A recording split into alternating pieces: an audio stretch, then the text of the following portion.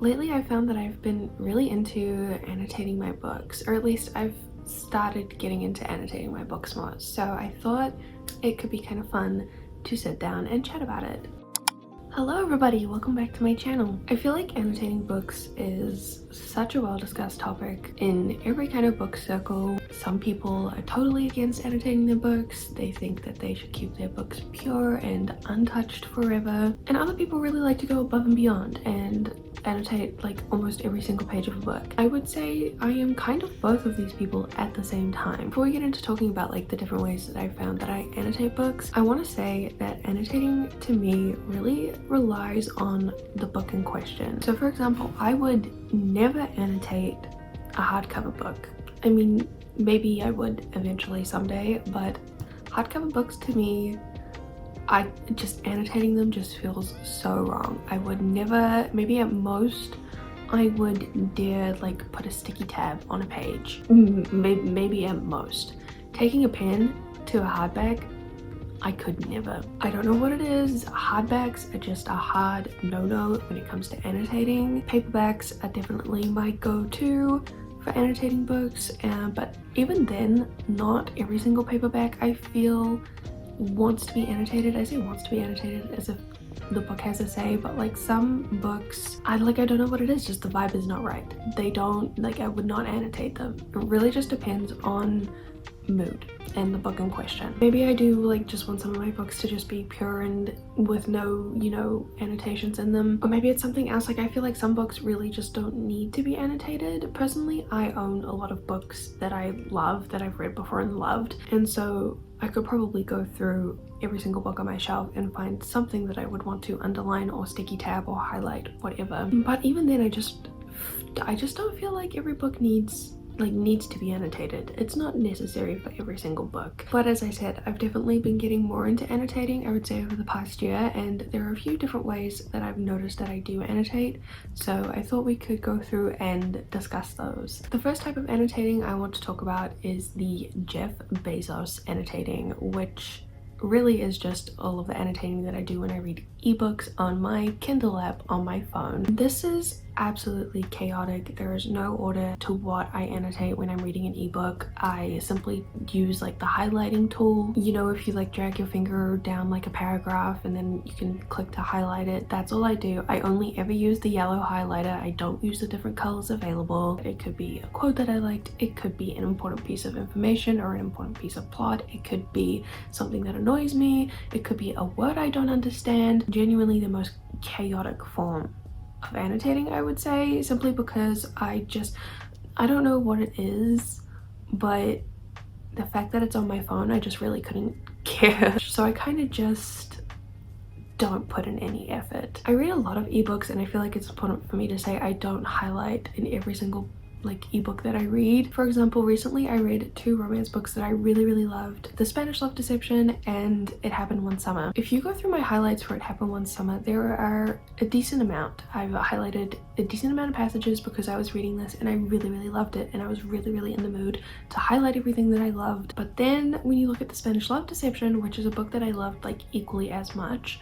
I didn't highlight like a single thing while I was reading that. I just simply read it, and honestly I was very annoyed that I didn't highlight anything, because I went back to like see my favorite parts and I realized I hadn't actually highlighted anything, which is on me. But like, I don't know, while I was reading it, it just like simply did not cross my mind that I could highlight anything in that book. So this is something that I probably will want to change over time, either like get a bit of a system going with different colored highlights, or at least get more consistent in highlighting while I'm reading my ebooks. The next type of annotating that I do is one that I don't do a lot, but is probably the most simple, and that is the minimalist. And there are two kind of ways to do it. One, you can just get a pen or a pencil, and as you're reading through a physical book, underline, circle, you know, section out parts of the book that you want to annotate. Fairly simple. I don't think I have an example of that where I just simply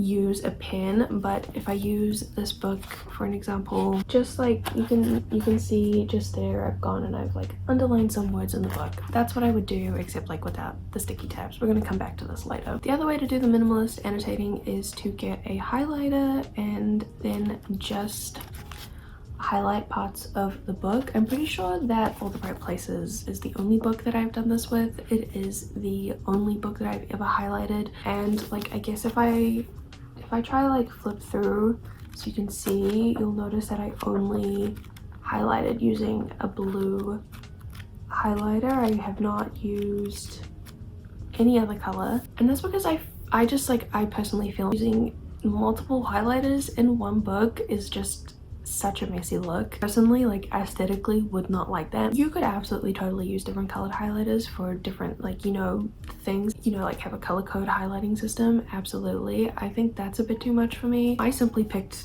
a highlighted color that matched the cover of the book, and if I was to highlight any other book, I would do the exact same thing. I would pick one color only. I would probably get it to match the book or the spine, and I would just simply highlight anything that catches my eye. But I remember I first annotated this in high school, a good like probably 4 or 5 years ago. I really liked the highlighting method. I know lots of other people also like highlighting.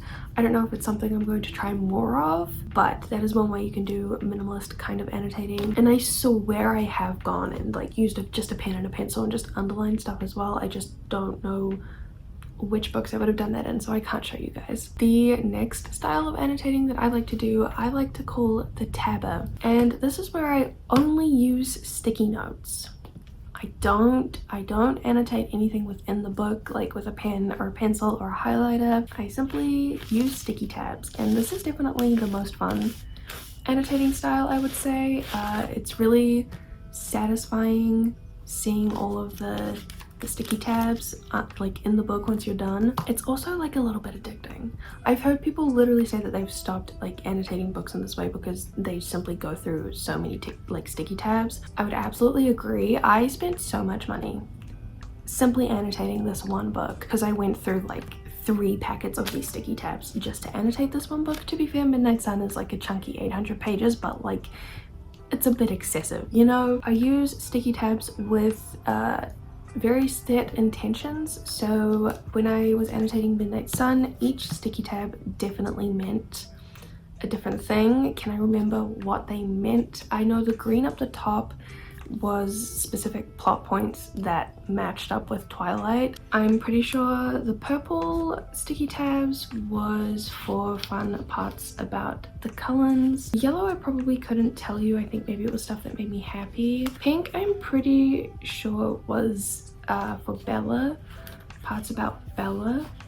And I know blue was definitely parts that made me sad. So while I can't necessarily remember what each of the colors mean, when I go into a book with the intention of annotating with sticky tabs, I do usually have a kind of color code system in mind. This is a very extreme example. Another example of tabbing a book is my copy of Take a Hint, Danny Brown, where you'll see I just have a few tiny little sticky tabs, not very many colors. I simply picked the blue sticky tab to match the blue font, kind of the same way as how I annotate when I'm reading an ebook. I kind of just put a sticky tab next to the parts that stood out to me in any way, whether that's important plot point, something that I liked, anything like that. I did use, I don't know if you can see, I did use like 2 other colors, which relates to the other books in this series. That is like probably the most simple example of annotating with sticky tabs that I can give you guys. Usually if I use sticky tabs, it ends up looking like this monster right here.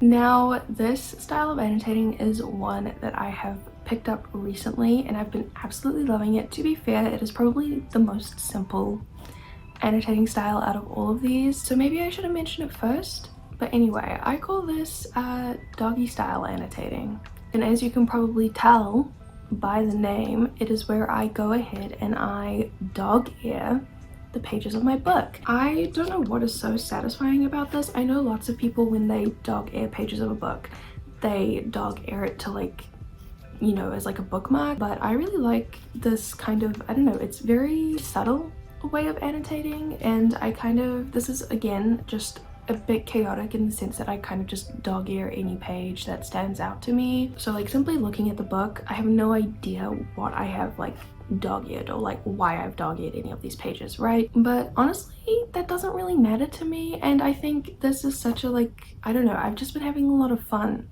folding down the corners of my pages, and this is a really convenient style of annotating. I read this book when I was like away. I wasn't at home, so I didn't have any like sticky tabs, I didn't have any highlighters, I had a pen, but like this is just a really quick and simple way of annotating.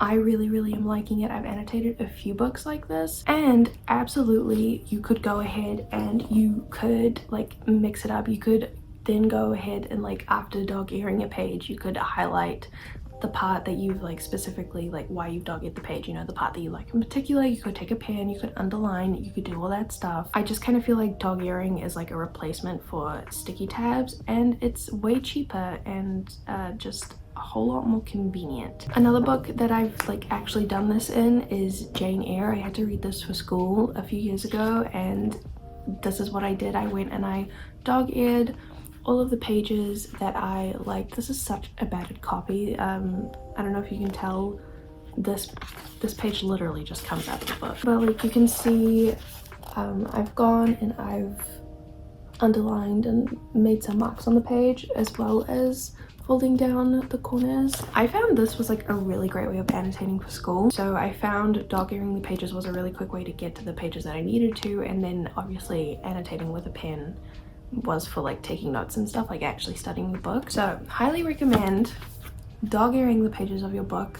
I don't know, I feel like what do you think is more scandalous, folding a page of a book down or writing on it, literally writing on it? I don't know, I feel like some people would be more uncomfortable folding the corners of their pages down rather than just like drawing on the page. I would honestly recommend doing both.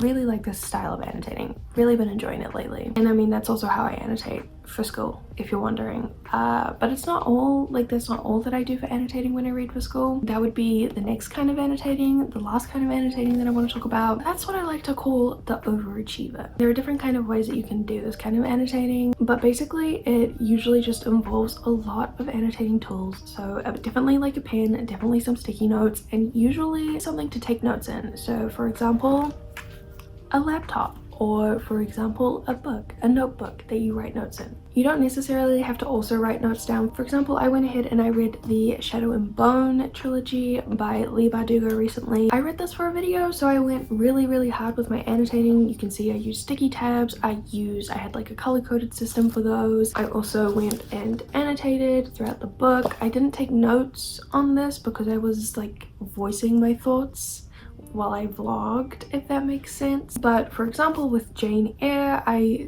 did very like minimal annotating on the physical book, but then I had like a whole Google Doc of information and annotations, notes and things like that that I had taken in class, outside of class, all that sort of stuff. So kind of like the Overachievers, just like the most, you really just do the most that you can do when annotating. I would say this is probably that type of annotating that I do the least, simply because it takes such a long time, but it is really great if you're studying literature, or I mean, I like just for fun. Honestly, like when I was just annotating the Shadow and Bone trilogy for fun, I had a great time. It made me feel just very intelligent and very smart. And I mean, it's probably just a great way to understand the books that you're reading and kind of upgrade your reading skills a little bit, I would say. I feel like the way that I take the notes outside of the books that I annotate changes, so I don't really have a set method for that, but I guess that's the beauty of being an overachiever. You could make it as like complex as you want. You could have correlating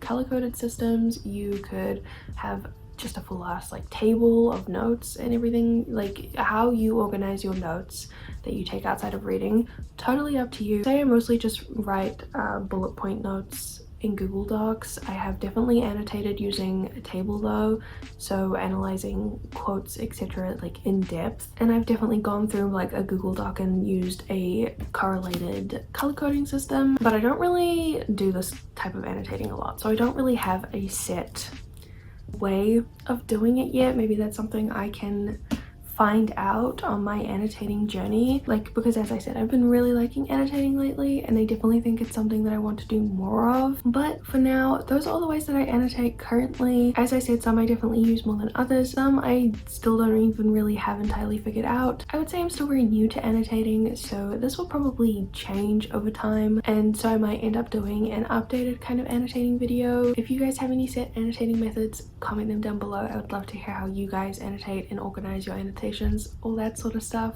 But this was just a very random video. I didn't plan to actually film this. I just kind of realized the other day that I actually have been annotating and like into annotating a lot more recently. I really want to get kind of like into it and annotate a lot more, and I just like randomly wanted to sit down and film this. So I hope you guys like this video. Thank you guys so much for watching. As always, I will see you guys with another video sometime soon. Bye.